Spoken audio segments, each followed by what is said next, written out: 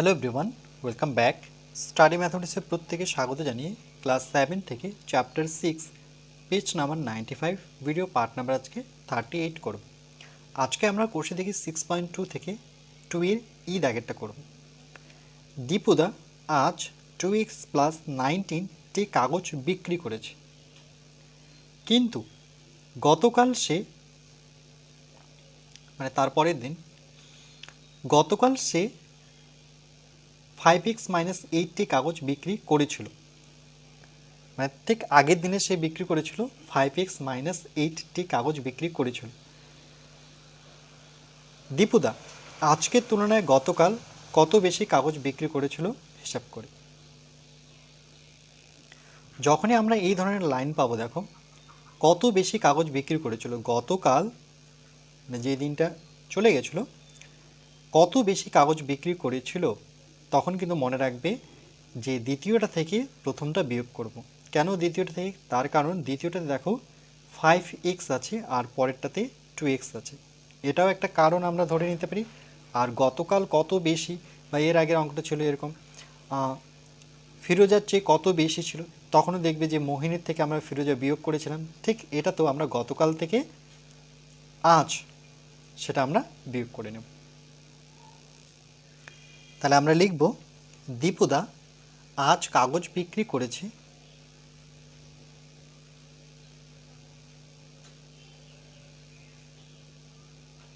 দীপুদা আজ কাগজ বিক্রি করেছে কাগজ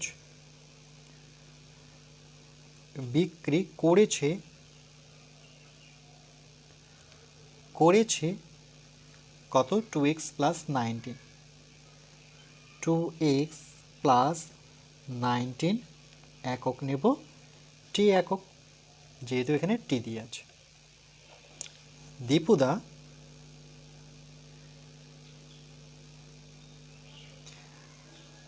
তারপরে কি গতকাল, ঠিক আগের দিন, যে দিনটা চলে গেছে, গতকাল কাগজ বিক্রি করেছিল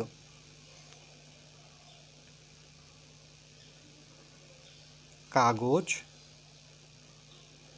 বিক্রি করেছিল কত? 5x মাইনাস 8টি, 5x মাইনাস 8টি কাগজ বিক্রি করেছিল। দীপুদা আজকের তুলনায় গতকাল কত বেশি কাগজ বিক্রি করেছিল? তাহলে আমরা এইভাবে লিখতে পারি যে দীপুদা আজকের তুলনায়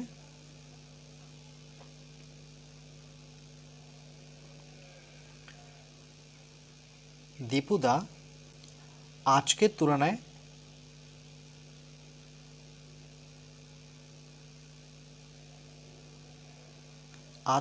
তুলনায় দেখে দেখে লিখব, দীপুদা আজকের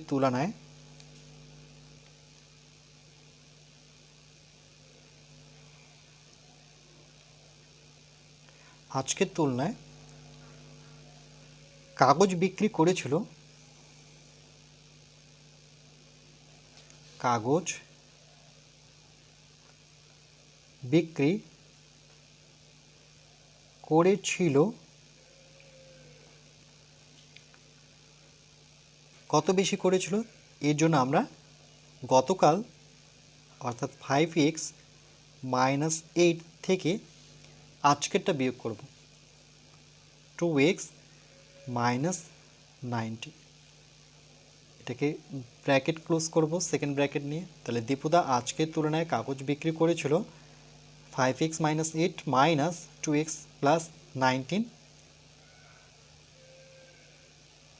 টি, একক লিখব টি। তাহলে দেখো সেকেন্ড ব্র্যাকেটে তুলে আমরা এখানে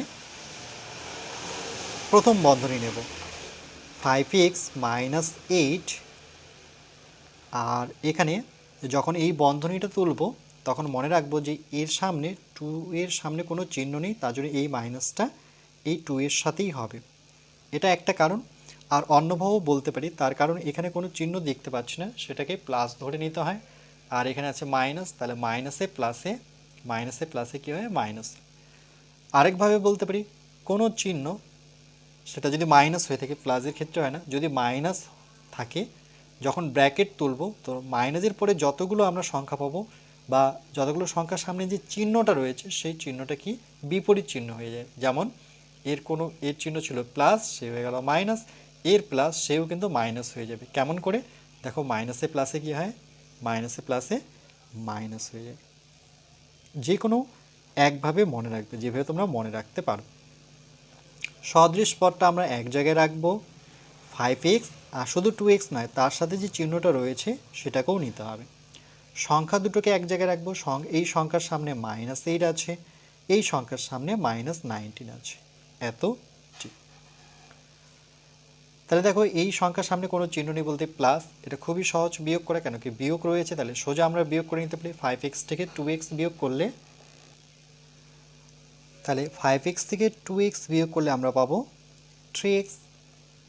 নতুবা এইভাবে ভাবতে পারি, এর সামনে কোনো কিছু চিহ্ন নেই বলতে প্লাস, আর এখানে মাইনাস, প্লাসে মাইনাসে কী হয়ে যায়, দেখো প্লাসে মাইনাসে মাইনাস, তার মানে বিয়োগ করতে হবে।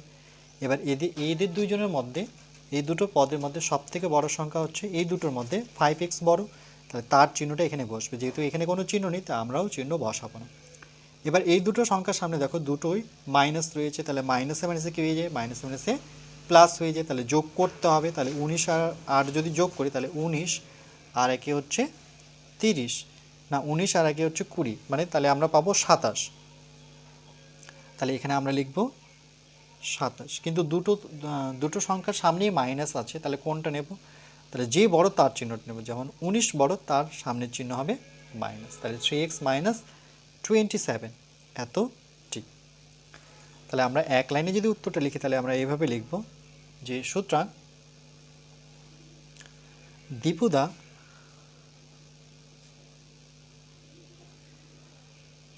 আজকের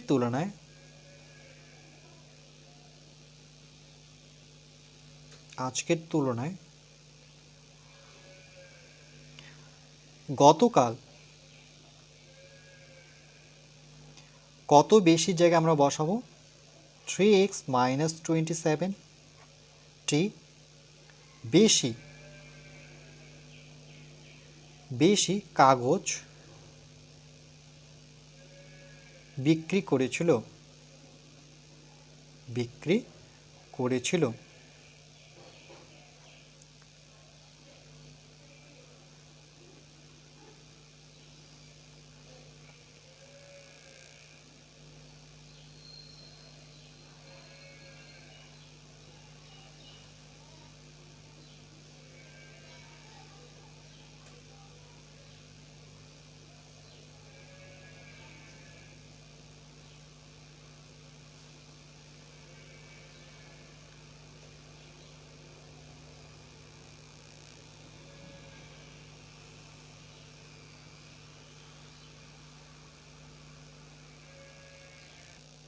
এরপর আমরা 2 এর এফ দাগেরটা করব।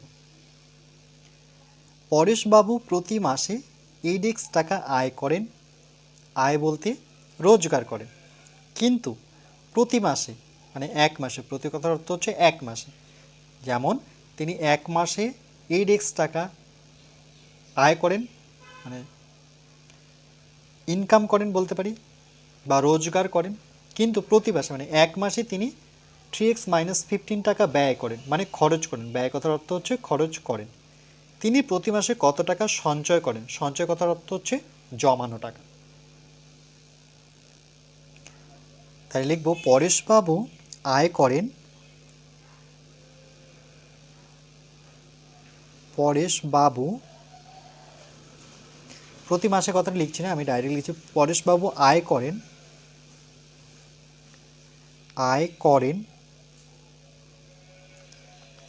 সমান সমান 8x টাকা।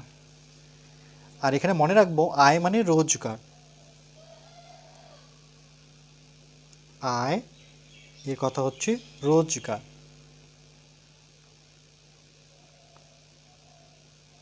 সে প্রতিদিন যে টাকাটা রোজগার করে। আবার এখানে লেখা কিন্তু প্রতি মাসে তিনি এত টাকা ব্যয় করেন। ওকে, তাহলে পরেশবাবু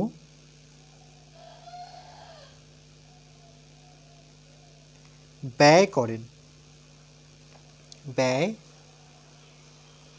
করেন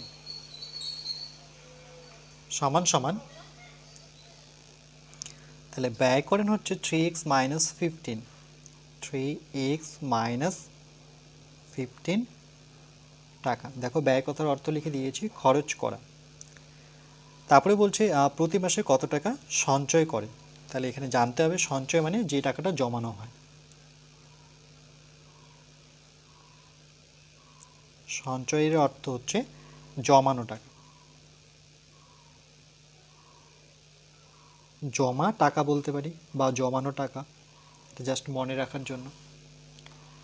তাহলে ব্যয় থেকে আমরা কি করব, মানে আয় থেকে আমরা ব্যয়টাকে বিয়োগ করব। দেখো আয় থেকে সে কত টাকা আয় করে, সেখান থেকে আমরা যে খরচ করেছি, রোজগার করে যে টাকা, সেখান থেকে সে খরচ করে কত টাকা, সেটা বিয়োগ করলে আমরা পেয়ে যাব যে তার সঞ্চয় কত টাকা থাকলো। তাহলে আমরা এভাবে লিখব যে সুতরাং পরেশবাবু সঞ্চয় করেন, পরেশবাবু সঞ্চয় করেন, সঞ্চয় করেন। তোমরা ইচ্ছে করলে এখানে কিন্তু একটা লাইনে অ্যাড করতে পারো যে পরেশবাবু প্রতি মাসে আয় করেন, পরেশবাবু প্রতি মাসে ব্যয় করেন, পরেশবাবু প্রতি মাসে সঞ্চয় করেন। আমি প্রতি মাসে কথাটা কিন্তু ছেড়ে লিখছি, কেন কি আমার জায়গা যেহেতু শর্ট। তাহলে পরেশবাবু প্রতি মাসে সঞ্চয় করেন, তাহলে আমরা আয় থেকে ব্যয়টা কি করব, বিয়োগ করে নেব। তাহলে আয় করেন সেই 8x টাকা, আর বিয়োগ করে নেব এই টাকাটা 3x মাইনাস 15, আর একসাথে টাকা লেখার জন্য আমরা সেকেন্ড ব্র্যাকেট নিয়ে মানে দ্বিতীয় বন্ধনী নিয়ে আমরা লিখব টাকা সমান সমান। এবার দ্বিতীয় বন্ধনী তুলে তাহলে এখানে 8x থাকবে, আর দেখো মাইনাস যদি বাইরে থাকে আর ব্র্যাকেটটা যদি আমরা তুলি, সেক্ষেত্রে কিন্তু মাইনাসটা প্রত্যেকটা চিহ্নর সাথে গুণ হয়ে যাবে, সংখ্যার যে চিহ্নগুলো থাকে তার সাথে গুণ হয়ে যাবে। যেমন এই 3x এর সামনে এখানে কিন্তু একটা চিহ্ন আছে, সেটা হচ্ছে প্লাস, এই জন্য এই প্লাসটা হয়ে যাবে মাইনাস। কেন কি এই মাইনাস কিন্তু প্রত্যেকটা চিহ্নকে তার বিপরীত চিহ্নে পরিবর্তন করে। যেমন মাইনাসে প্লাসে, মাইনাসে প্লাসে মাইনাস, দেখো এর প্লাস ছিল সে মাইনাস হয়ে গেল, বিপরীত চিহ্ন হয়ে গেল। এই মাইনাসটা কিন্তু প্লাস হয়ে যাবে যখন মাইনাস দিয়ে গুণ করবো, কেন কি মাইনাস আমরা শিখে হয়ে যায় প্লাস, দেখো বিপরীত চিহ্ন হয়ে গেল। শুধু এইটুকু মনে রাখবো, মাইনাস বাইরে থাকলে সেটাকে ভেতরে নিয়ে গেলে চিহ্নটা বিপরীত হয়ে যাবে। একক দেব টাকা। তাহলে 8x থেকে 3x বিয়োগ করবো, যেহেতু মাঝখানে মাইনাস দেখতে পাচ্ছেন বিয়োগ চিহ্ন, তাহলে 8 থেকে 3 বিয়োগ করলে পরে 5x, মানে 5টা x প্লাস 15 টাকা। এই টাকাটাই তিনি সঞ্চয় করেন। তাহলে আমরা এক লাইন এইভাবে লিখতে পারি যে সুতরাং পরেশবাবু প্রতি মাসে সঞ্চয় করেন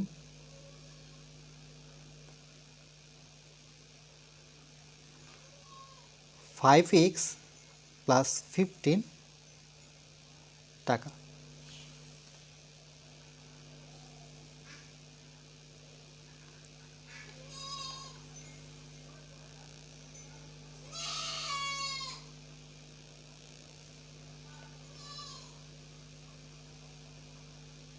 তাহলে এখানে যেটা জানতে হবে সঞ্চয়, ব্যয় আর হচ্ছে আয়।